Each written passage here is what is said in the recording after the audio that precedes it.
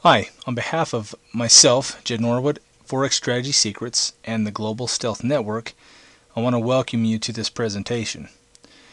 We have multiple countries here attending today, and we're excited about that. We've got, it spans from Asia, Europe, the U.S., specifically we have Spain, the U.K., we have Singapore, quite a few. I'm pretty pleased with this. I'm excited. And so we're glad you're here. The message we have today is one that we want you to be able to share with everyone. And so this is a live event, but we are going to be, it is being recorded right now, and we will get this out to everybody. A link that you can share with your family and friends, church groups, organizations, clubs, whatever. We want this to get out. We feel this is important that people understand. Okay, so let's get started. Globally, we are at a crossroads. And what I mean by that is we are no longer a set of countries that commingle occasionally. Our economies and our governments are commingled. And I say that because with a global economy, it brings all kinds of different types of nuances and ways of doing business. Thanks to the internet and a lot of other technologies, that's made it possible for us to even host this meeting today. And so we're really excited about that. But the thing that concerns me is that it puts the control seat for each country into a different realm that we're not used to. And I want to talk about this. First of all, we live in a bubble economy. And that's one of the things I'm really concerned about when we talk about global economies, is that it's not just a matter of, okay, Russia's economy struggling, everybody else is doing okay, or so the U.S. is doing fine, Canada's doing fine, or Europe's doing fine, or let's say China is doing fine, but let's say Japan, for example, is having a problem, and everybody else just goes about business as usual while Japan works out their problems. Well, that's not the way it is anymore. Because we live in a bubble economy. Now let's explain what a bubble is. A bubble economy is an economy that is overinflated, superinflated, hyperinflated, whatever we're going to call it, into existence. And the way that's done is through a fiat system. We're going to talk about fiat currency here in a minute. But when you pump false money into an economy, inflate it, then it becomes unsustainable. And it's not just one country that has this bubble economy problem.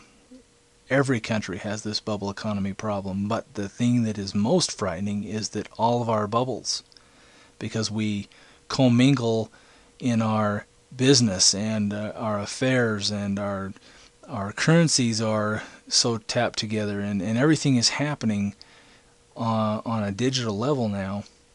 We're connected. We share debt. We buy and sell debt from each other every day. It's a big issue. And so the fallacy about this is if a bubble pops, you can never reinflate that bubble without altering it altogether into something totally different. So if one of our country's bubbles pops, every country feels it. And because that bubble cannot be reinflated, the other bubbles take strain and they pop too. What if multiple bubbles pop all at once? Then we really feel some devastating effects. So you need to understand that is the whole reason why it is such a crazy place right now. Now let's talk about fiat money. Fiat currency is currency that is printed and not backed by gold. Without a gold standard, money doesn't have true value. It doesn't have intrinsic value. And so what you get is inflation and deflation. And let me explain what I mean by this. Biblically, if we look at Joseph, who was sold into Egypt by his brothers as a slave, 2,000 years BC, roughly, he was sold for the price of a slave of the age of 20 or under 20, somewhere about there. And the reason we know that is because if you look at the way they broke out that and explain that, he was sold for 20 pieces of silver. That is how much a 20-year-old or a teenage young slave, male slave, was sold for. A woman was also sold for 20 pieces of silver. But an adult male was sold for 30. There's a key factor here I want you to understand. Silver and gold have always had a 16-to-1 ratio. Okay, and there's a couple of reasons why it has that ratio, and we'll talk about those in a minute. Historically, they hold true to that, except in economies that are created around fiat. Then there is inflation. It's not connected with the silver and gold prices, and so they fluctuate. It throws things off. The important thing to remember here is, if we go back to Joseph, 2,000 years prior to Christ being born, and then we jump all the way to that period and find out how much Christ was sold for. As an adult male, he was sold for 30 pieces of silver. There was not much inflation there, was there, in that 2,000-year period? That is the importance of a standard backed by gold. Now, when you have controlled, all this money, this fiat money is controlled by central banks, then it puts the power seat into almost a nebulous kind of a formation where you're not sure who the powers are that are in control of things. But it definitely does not allow countries to have their freedoms or their sovereignties. Okay, so that's a concern. We're going to talk about that. But what would the objective be for this kind of a scenario? Well, there's talk of a one world government. And this objective is frightening to me, and it should be to you, because we're going to talk about governments here and how they work. And you tell me at the end of this discussion what it is that would be the objective or the reason for a one world government to be brought into existence. Because it's such a big concern, I want to explain it. So let's get right down to it right now. There are 5 forms of government: a monarchy, an oligarchy, a democracy, a republic, and an anarchy. Or are there? Let's break these down one at a time.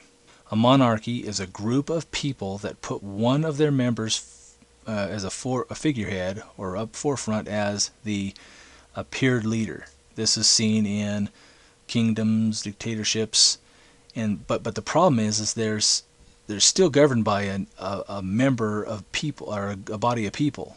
These members of this body would be a king's nobleman or a dictator's bureaucrats. Okay, these are just some examples. So really, there isn't just one person in charge, it is a group, which then turns it into an oligarchy. We're going to talk about that next. So what that does is that eliminates monarchy from being a stable form of government. Now, an oligarchy is ruled by a group, an elite group, a small group. Unfortunately, that puts a lot of power in a small percentage of the people's hands on the globe. Most nations are controlled by a powerful few, and this is the most common form of government we see historically and in existence today. Historically, it's proven that an oligarchy is a stable form of government. Now, democracy. This is where majority rules. Okay, the people rule. They make the decisions. Okay, the flaw in this form of government is that the majority is not restrained, and they can choose to take away things like an individual's home, his or her business, or even someone's children. If the majority is uneducated on any issue whatsoever, it can bring about some unwanted, harsh, and damaging results. And the problem with this is that in order to educate the majority in a democracy and have a standard across the board, it's really hard, because pockets of individuals can create their own agendas. And this becomes very dangerous, very, very unstable. And ultimately what happens with a democracy is that it also ends up going into an oligarchy as well. So democracy's out. Now we're going to skip and jump over to anarchy. Anarchy is the existence of no government. At least it starts out that way. It's caused by several different things. First, it's created by crisis or force, a conflict that's created to affect a change. The people that are under power don't like what's happening, and so they revolt. Or power-hungry people decide they want to alter things, or there's a breakup of different power forces fighting against each other to see who's going to come out on top. This is how anarchy is developed. Okay. The problem with this is that people cannot be productive. They have to protect themselves, and so production and progression in that company or that country starts to fall and fail. Well, as the citizens become tired of the crisis and running out of things and shortages happening because production isn't happening, they grow tired of this and they run to the source of the conflict, which is typically this group of people who decided to create the problem in the first place, and ask them to fix it. Well, they can. They just stop doing what they're doing. They take control. And typically that means that that small group of people become an oligarchy. So an anarchy is not a stable form of government either. So now let's jump back up to a republic. Let's talk about a republic. A republic is the law. This is a set of rules that govern everyone with equity, even the government that's in charge. It protects its citizens from each other, outside governments, and from itself. Now let's take Greece for example. The city-states of Greece, back many years ago, many years ago, developed some really wild forms of democracy, okay, which ended up creating, after they fell apart and there was a lot of fighting and things going on, turned into an oligarchy. And we're going to talk about that here in a minute. Solon came in and said, hey, in order for us to have a stable form of government where people can actually be productive and there can be good things happening in our country, we have to have a fixed body of law. And so he created these laws, and it formed a very sound Greece. But who actually did better than Greece was Rome. They took Solon's theories and they created a 12 tables of Roman law. Now Rome became one of the highest, most powerful empires in history because of these laws. The thing is that in a republic, with these laws, the government leaves the people alone to be productive, to govern themselves. That creates prosperity. A republic is a form of government that recognizes that when the government grows, the people's freedoms recede. So let's talk about Greece's city-states. What happened was, back when they had their democracies, the elected officials used government controls to take from one person and give to another. They did this through agricultural subsidies, housing and welfare programs, rising taxes, and controls over the private sector. The results were pretty harsh. First, you had production and quality diminished in the production of goods and services for the people. Shortages then became prevalent and were created. Empty hands searching for government bailouts became a problem. Mobs formed demanding needs from the government because the bailouts weren't working. Freedom was exchanged for security, which led to an oligarchy with the progression of the Caesars. So in essence, what we end up with, as far as stable forms of government, is an oligarchy or a republic.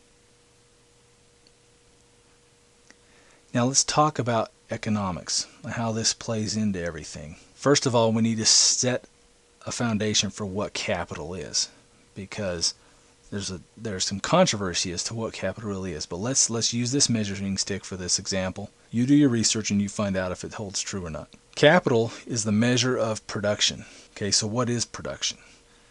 Well, it's tools, machinery, people, any resource that allows you to be able to expend energy to produce something of greater value or of greater need. So let me ask you this. Which economies are capitalistic then? So if we're talking about capital systems, you would think that, for example, let's say the United States is a capital-based system. Well, what about a communistic country? Good question. Think about it. If you have capital, and capital is tools, machinery, and people, don't all countries operate with tools, machinery, and people? And don't all countries consider all three of those things an asset to them? If that's the case, then every economy in the globe is capital-based. So let's break this down and look at, for example, the communistic systems versus the free market systems. The only difference between the two is the ownership. Okay, so we're going to talk about this because we're dealing with different types of economies here. We'll break this down so you can see the results. In a communistic economy, it's very monopolistic and it's state controlled. In a free market economy, you have competition, free enterprise, where everyone is free to self-regulate, to transact with one another. And I want to point out here with the free market system that the only time the government gets in control or gets involved in a true free market economy is when force, fraud, or damage occurs, and they step in to make sure that the victim gets vindicated and that the perpetrator gets punished.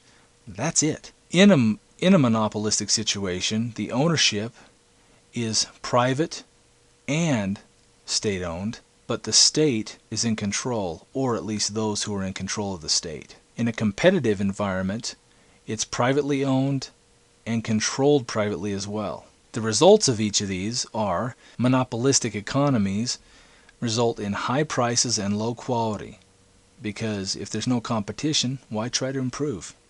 In a competitive economy, the results are honesty, thrifty, hardworking producers create lower prices and higher quality prevail. Competition in excellence is their main objective. Now, throughout the world, if you look at people who are seeking for the best scenario, a free enterprise system is preferred globally. So there are 4 types of government-controlled economies. Let's talk about them one by one. First, we have fascism, the most efficient of the state-controlled economies. A government does not have title to the businesses, but regulates the business owners. How to produce, what to produce, where to produce, when to produce, where to buy raw materials, who to hire, who to fire, and they get to set the costs. The business owner feels that they own their business, but they take care of the, maintaining equipment, personnel, public relations, advertising, things like that. But in reality, they're not in charge because they're regulated. They're regulated to a point that they can't even advance very far. There's a cap. Okay, Nazism, National Socialism is the key here to think about. The government takes ownership of certain industries and regulates all others. Now, socialism. This one's a little frightening for me because this is one step away from communism. But what happens here is it creates a very strange dynamic. The government owns the major industry sectors such as transportation, communications, and utilities, which leverages control over the other industries. With the vital sectors owned, and regulatory agencies gain control over everything else no matter what you try to do.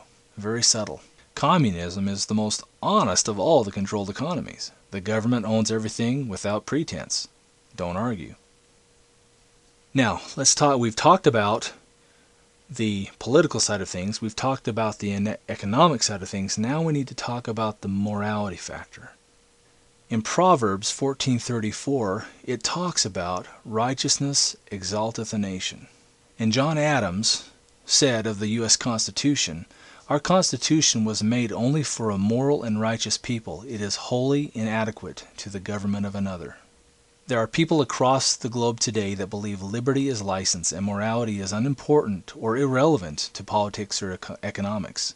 The problem with this is that personal agendas get in the way of the common law.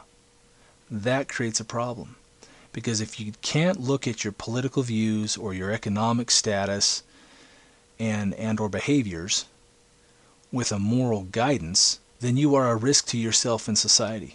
Benjamin Franklin said, only a virtuous people are capable of freedom. As nations become corrupt and vicious, they have more need for masters.